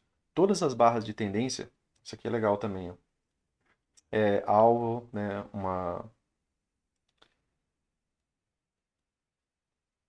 Aqui alguma realização de lucro, né? Ou alvo, né? E alguma realização de lucro, né? Na barra 25 aqui, ó. Que eu acabei colocando que só teve, né? Uma pequena realização de lucro, né? Acabou tendo só uma pequena bandeirinha ali. Onde eles começaram a realizar. Todas as barras de tendência são impulsos, movimentos climáticos, rompimentos e gaps. Ele está falando que toda barra de tendência, né, pessoal? Toda vez que você tem uma barra de tendência, quando ela é de tendência, normalmente ela fecha mais próximo da sua mínima, ou pelo menos 60% de corpo. E aí, ó, ela acaba deixando, às vezes, gaps abertos, né? E aí ela geralmente também, né, algum tipo de clímax, movimentos climáticos, né? Ela gera essas movimentações assim, ó, com impulsos muito rápidos. Elas geralmente são rompimentos de alguma coisa, ou da barra anterior, ou de um fundo anterior, né? Ou de um outro fundo anterior. E geralmente, né, elas acabam sendo, né, gaps. E aí tem a ideia de gap de projeção, né, que eu acho que ele vai falar aqui na sequência. A barra 25 foi uma grande barra de rompimento de baixa. Barra 25. E provavelmente seria seguida por um movimento projetado para baixo. Provavelmente seria seguida por um movimento projetado para baixo. Baseado na altura da lateralidade, pode ser isso aqui, ó. Como é que seria? Seguida, né, pela altura, né, da lateralidade, né, para baixo. Isso daqui também pode se prolongar por mais vezes, tá, pessoal? O Auli, ele faz isso aqui, ó. Opa, Luciano, pagou aqui, ó. O movimento projetado, né, da lateralidade inteira. Tem continuidade? Ele projeta mais uma vez aqui. Ele vem trabalhando de 100 em 100%. Era possível que a própria barra 25 se tornasse um gap de projeção, com o meio do gap sendo o ponto médio entre a mínima da barra 16 e o topo do gap, e a máxima da 27 o fundo do gap.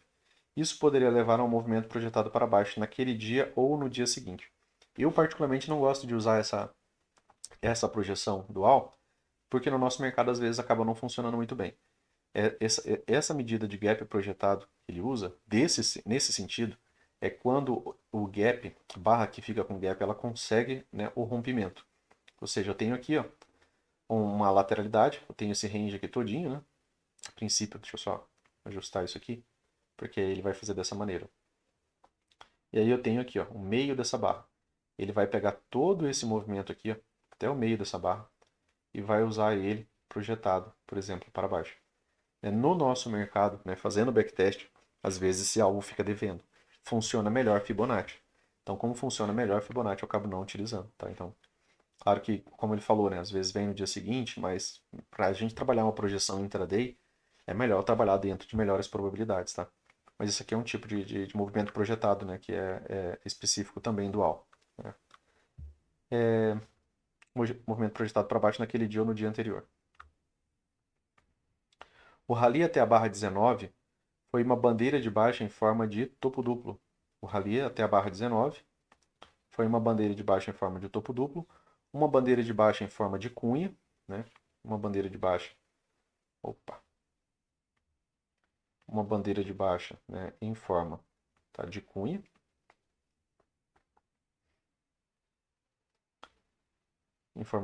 e duas pernas de alta em uma tendência de baixa, né? Duas pernas de alta, né, em uma tendência de baixa.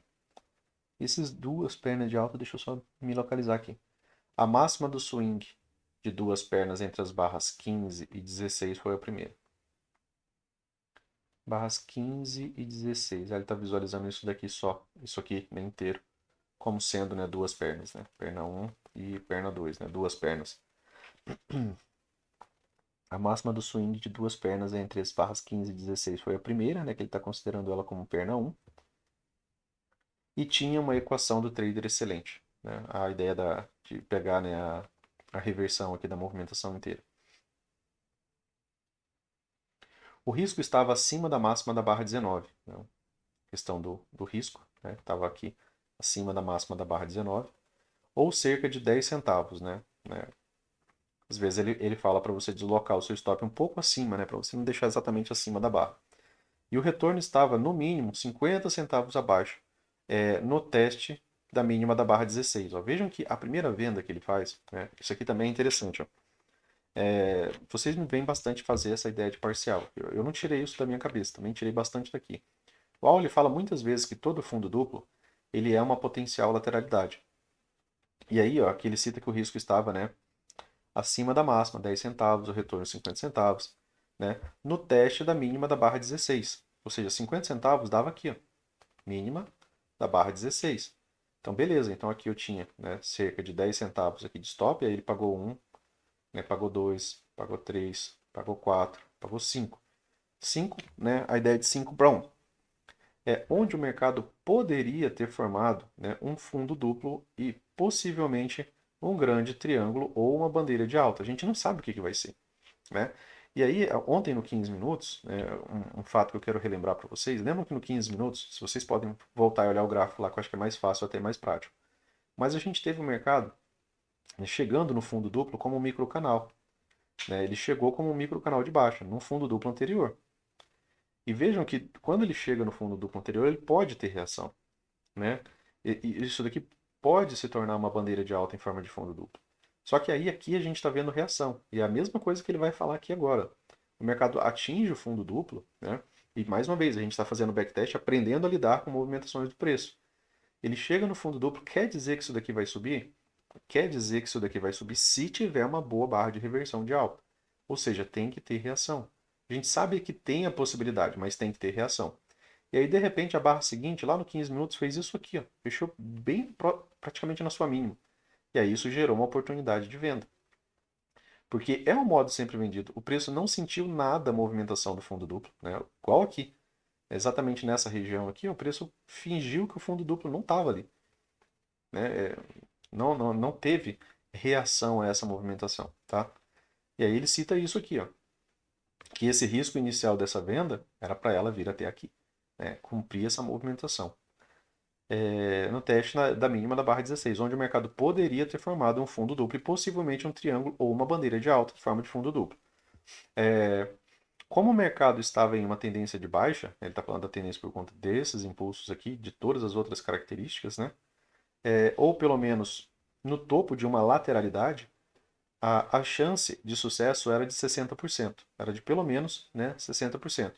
Ou seja, você estava alto, né, na lateralidade, pós-gap de média.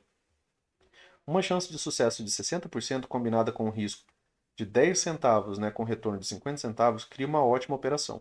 Né? Um trader que fizesse 10 vezes faria 3 dólares, né, e perderia 40 centavos. É uma média de 26 centavos por operação, ou seja, uma relação risco-retorno muito boa. Só que veja, você tem que esperar tudo isso daqui. Né? Você tem que esperar ter toda essa movimentação. Você precisa estar de olho, né, em todas essas regras, o gap de média, quebra da linha de tendência.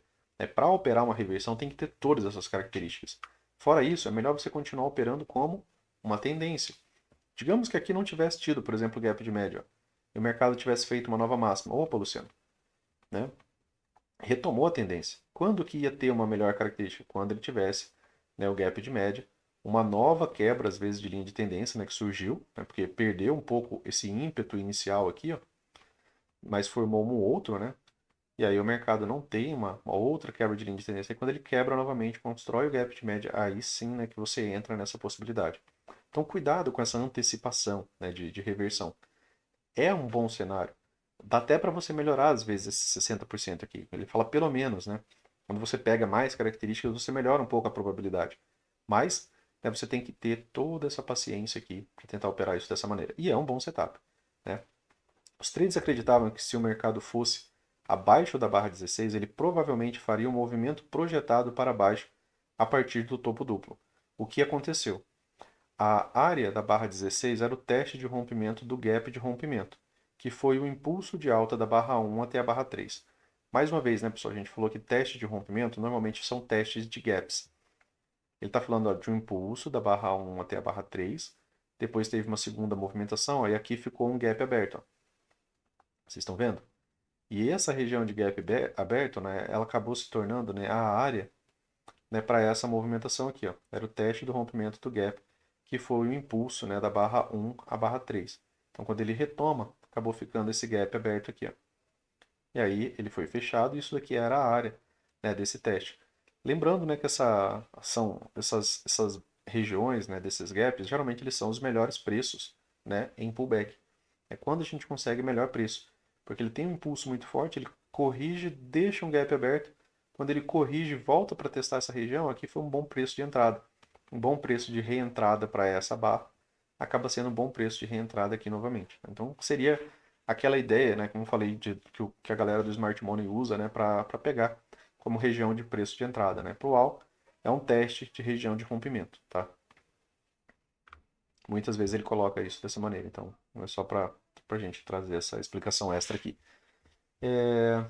Hum, deixa eu só tomar mais um golinho de água, pessoal.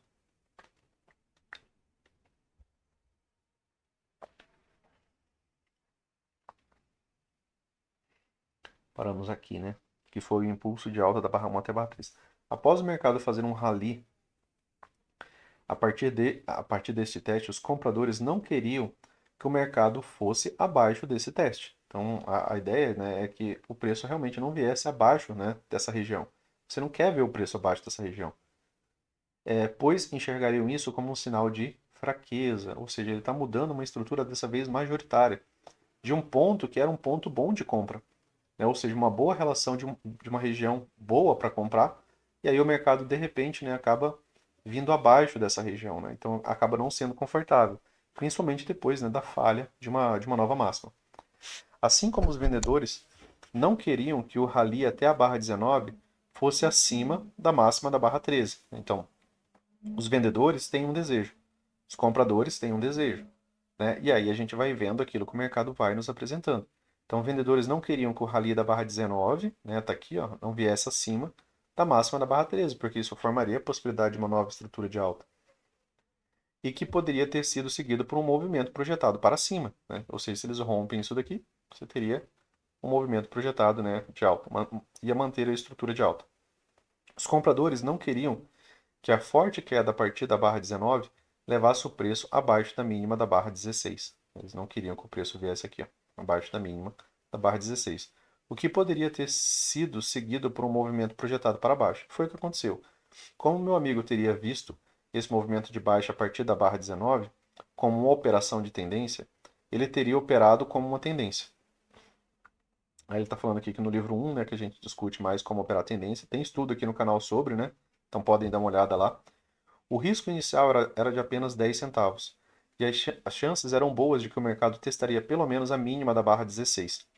E então ele poderia ter realizado lucro de metade da posição no teste, se houvesse uma barra de pausa, né? Então está falando que se tivesse uma barra de pausa, né, a mínima da barra 16, ele poderia ter realizado lucro de metade da posição no teste, ou seja, daqui do ponto de entrada ele poderia ter saído com uma parcial aqui, né, na mínima da barra 16, se houvesse uma barra de pausa. Como não houve pausa, não houve realização significativa de lucros, e ele provavelmente não teria realizado nenhum lucro até que o preço chegasse, né, por volta da barra 16. Isso aqui é aquela ideia, né, de que quando a gente compra ou a gente vende, por exemplo, um pullback, digamos que você vendeu aqui, ó, você viu esse impulso e você vendeu isso daqui como sendo um pullback, né? Aqui você está avaliando o que vai acontecer, né? Se começa a ter correções aqui, o preço vir máximas acima de máximas anteriores, você pode realizar parcial ou total, porque você entende que essa região aqui ela pode atuar, né, como um fundo duplo, uma bandeira de alta, ainda tinha um impulso forte de alta, mas quando ele passa reto dessa maneira, quer dizer que não teve, né, realização significativa de lucros, né? Então, ou seja, não tem comprador entrando aqui, não tem vendedor saindo da sua posição aqui, tá? Então não tem reação do preço.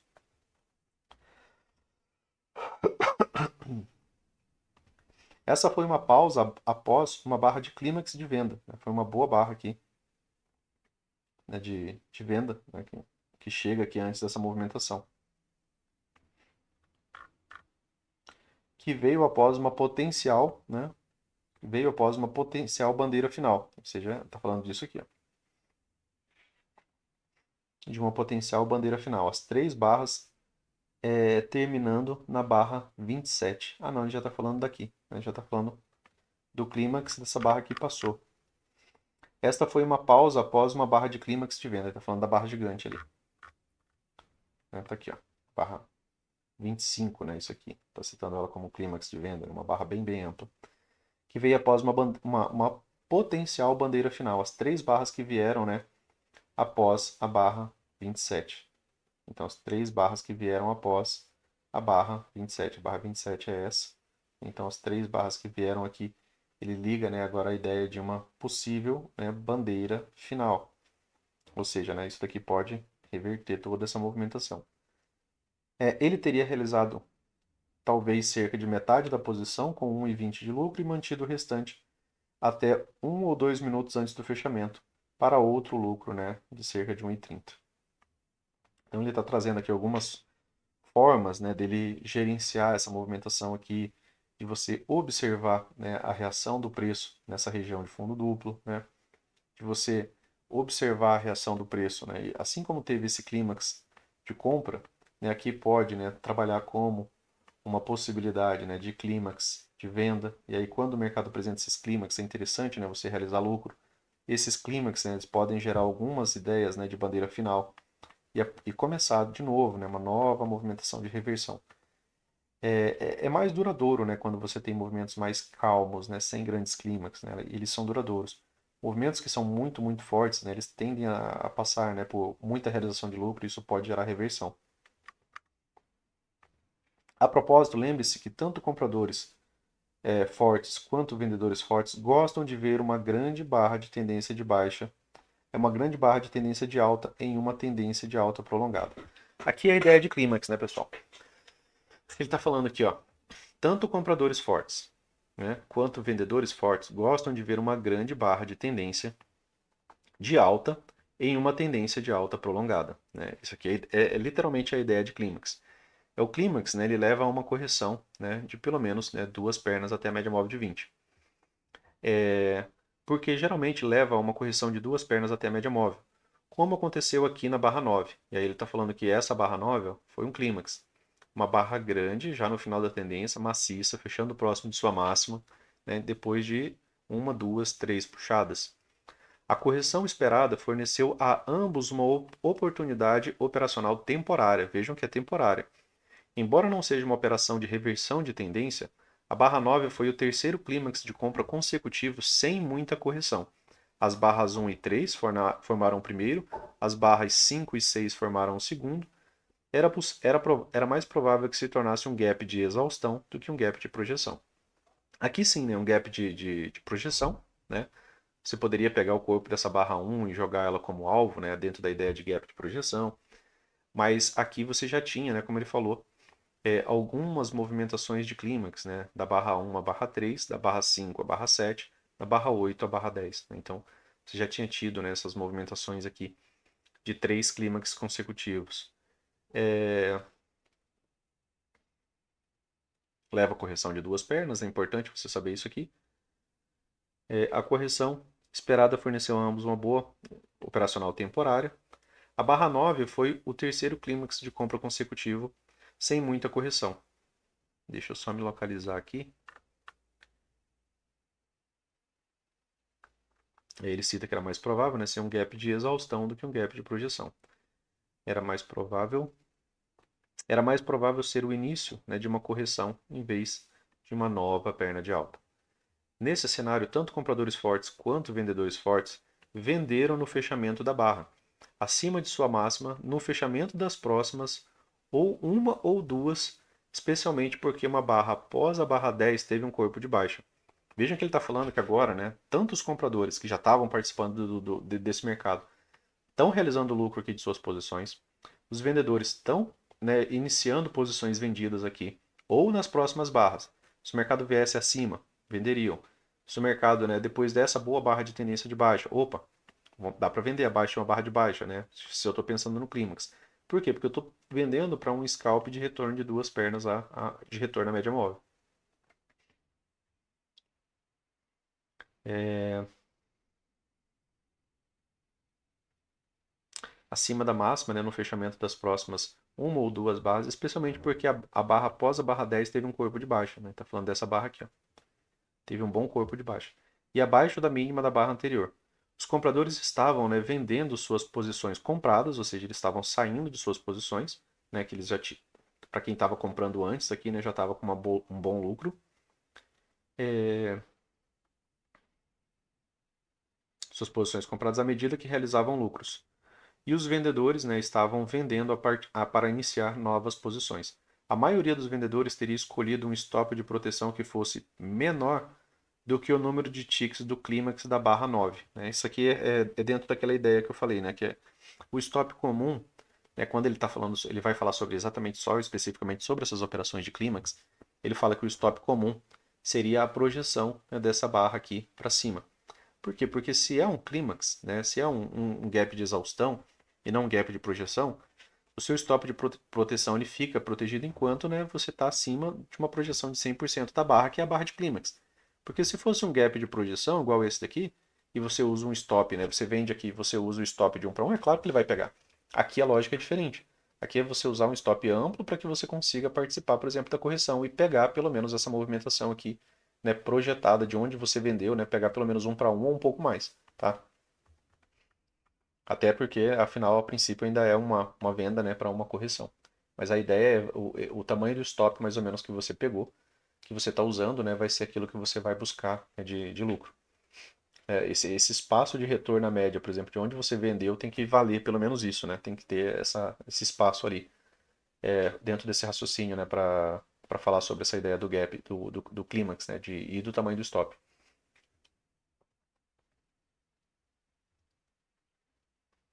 É,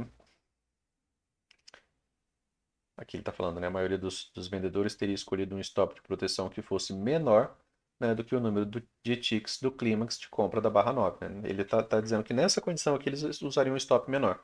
Talvez porque ele está vendo que não tem tanto espaço aqui até a média móvel de 20. Né? E foi uma barra de tendência de alta. Os compradores não iriam procurar comprar novamente e os vendedores não iriam realizar lucros de suas posições vendidas até que a correção de duas pernas estivesse completa. O que ocorreu na área, né, entre a barra 14 e a barra 16. Né? Então, a movimentação de duas pernas, né, e aqui ficou nessa região como realização de lucro. O movimento até a barra 12 foi a primeira perna de baixa. Então, ele cita aqui que o movimento até a barra 12 foi a primeira, e o movimento aqui até a barra 14, né, acabou sendo a segunda perna. Né? Movimentos de duas pernas. Né? Como falei, a gente vem trabalhando bastante essa lógica. Né? É, Até a barra 12 foi a primeira perna, a forte. A forte queda foi forte o bastante para ambos pensarem que o mercado poderia ter uma reversão de tendência para uma tendência de baixa após um teste, né, da barra 10. Tá? Então, aqui ele está falando, né, que mesmo, né, que tivesse tido, né, um teste aqui da barra 10, como essa movimentação foi forte, levou o gap de média, né, ainda assim, né, o mercado poderia, né, ter uma reversão de tendência, né, para uma tendência de baixa após algum tipo de teste da barra 10, em forma, né, de máxima mais baixa ou máxima mais alta, né, que são as duas maneiras ali que o mercado pode, né, nos apresentar essas correções.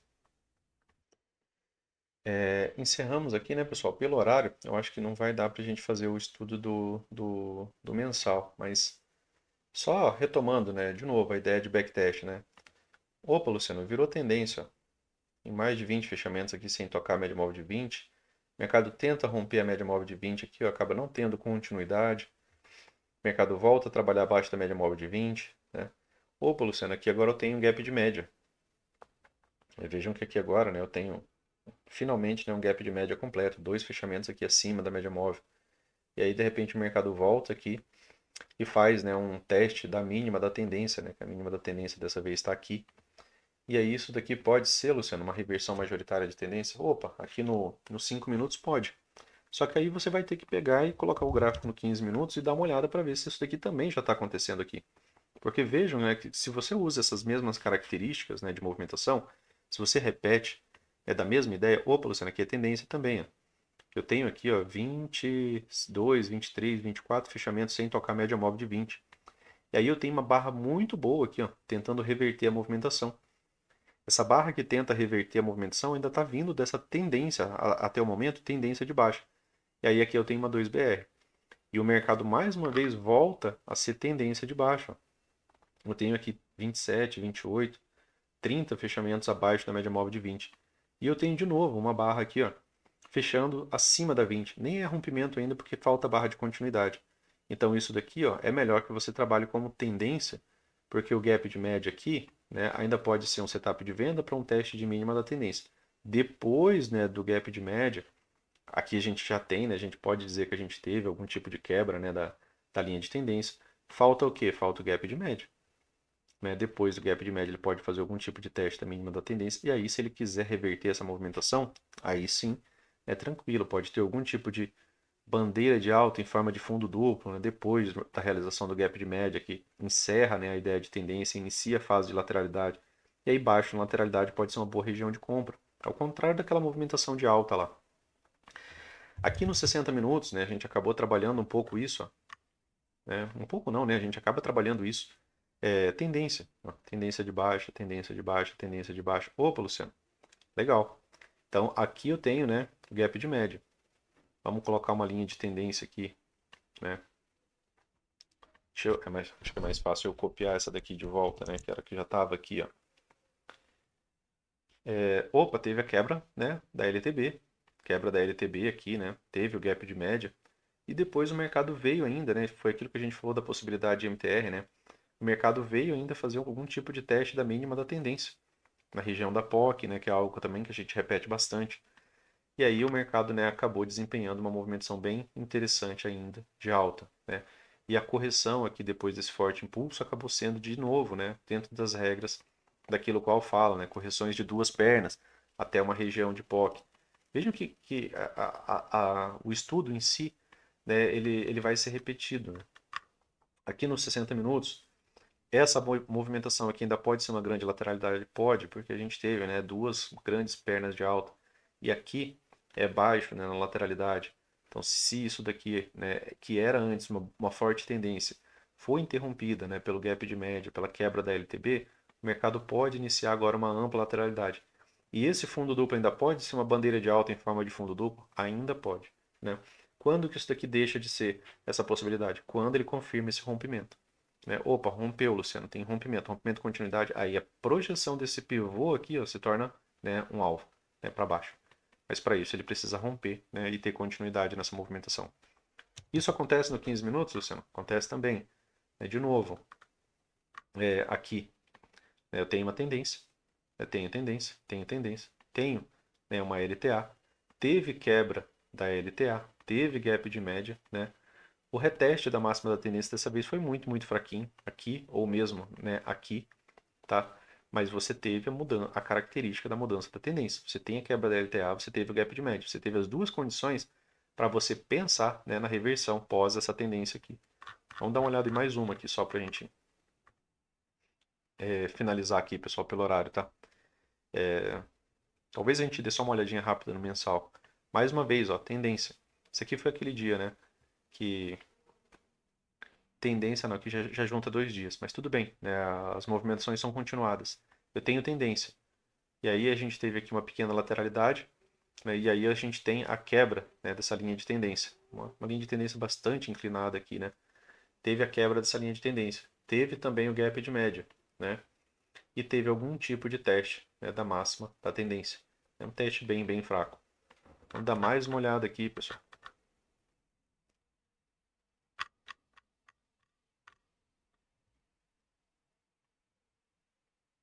Como falei, né, são movimentos, né, são movimentações de estruturas, né, que muitas vezes são muito mais lentas, né, do que a gente gostaria, ou seja, ou são muito piores, né, do que a gente gostaria. Mas se você segue as mesmas regras, pelo menos, né, quando você começa a participar disso daqui, outra coisa, né, não necessariamente sempre vai ter a reversão, quebra da linha de tendência, gap de média, né, teve teste aqui da mínima, voltou para fazer um teste, fez um ping-pong, ficou numa lateralidade. E em fortes tendências, né, muitas vezes os vendidos retomam essa movimentação.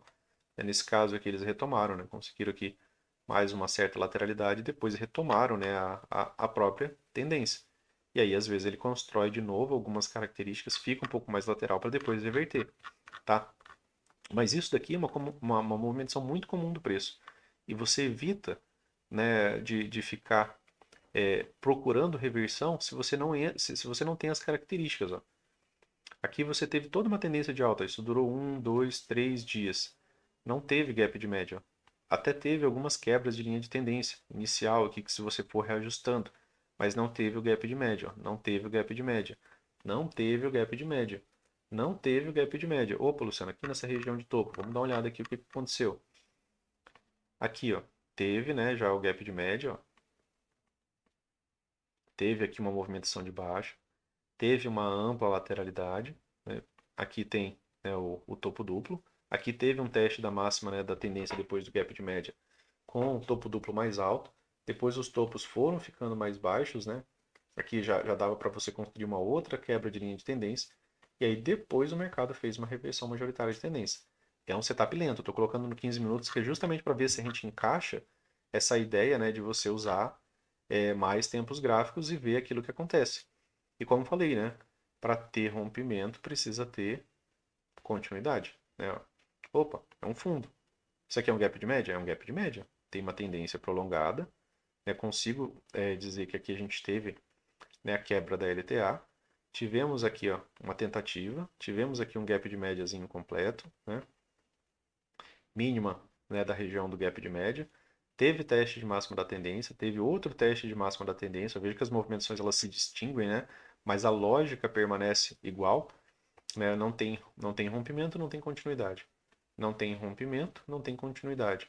Não tem rompimento, não tem continuidade. Essa lateralidade da ideia da MTR, né, que pode levar a uma reversão majoritária de tendência, tem que ter o rompimento. Aqui é a mesma região do gap de média lá que a gente estava falando.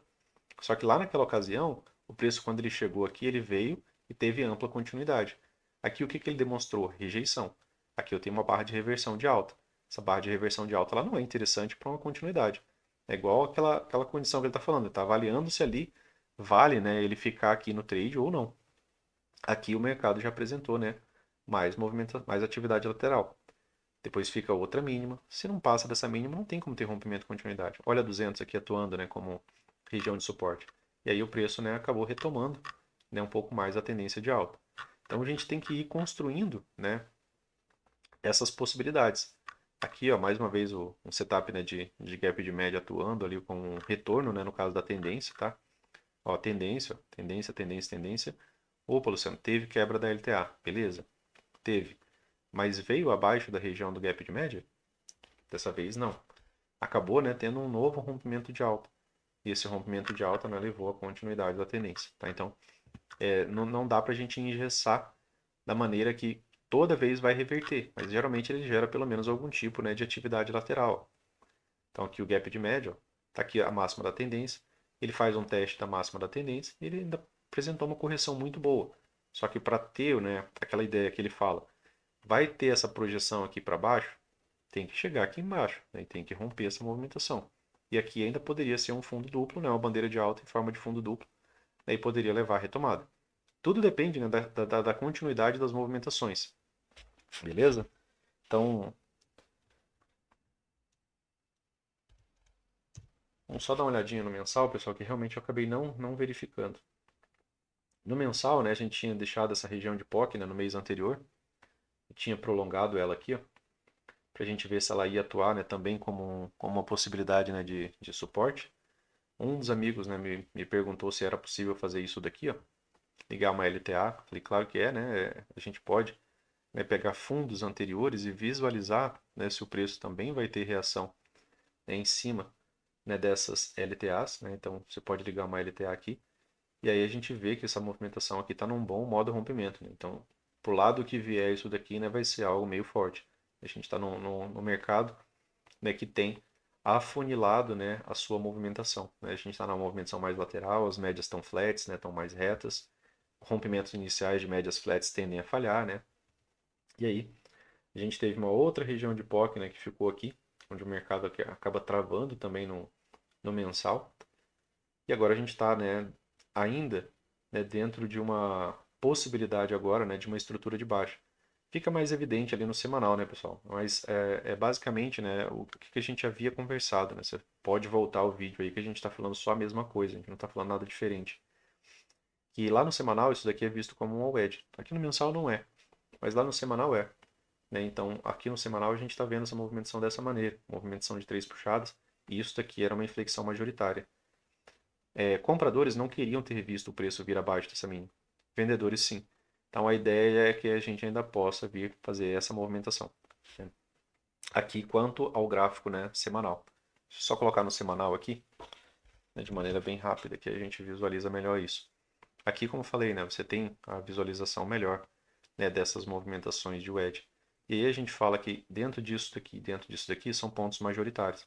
Dentro disso daqui são pontos majoritários. Né? Então, esse é o ponto majoritário, esse ponto majoritário. Tudo ao meio aqui, ó, minoritário. E aí ele acabou renovando, né, uma movimentação que a gente chama, né, de movimentação majoritária. Quando ele muda uma estrutura majoritária, que é aquilo que o Al veio falando, né, naqueles estudos ali, a gente fica com a melhor predisposição dele ter uma continuidade, né, para uma perna 2. Essa perna 2 ela pode, inclusive, vir testar, né, a mínima dessa tendência aqui. E isso daqui se tornar uma lateralidade bem grande. Tá? Então, ainda tem essa possibilidade. Claro que para ele ter, né, vir aqui embaixo, ele primeiro vai precisar romper esse fundo aqui. Né, e aí ele pode fazer algo como aconteceu, né? Ele chega numa região de wedge e aí ele vai, né, deslizando somente mais devagar a movimentação. Beleza, pessoal? Então, dentro dos nossos estudos é isso, né? No gráfico diário a gente continua em lateralidade, na segunda a gente faz um novo estudo pré-mercado ali, beleza? Valeu, né? Um forte abraço para vocês aí, um bom final de semana, fiquem com Deus aí e até mais.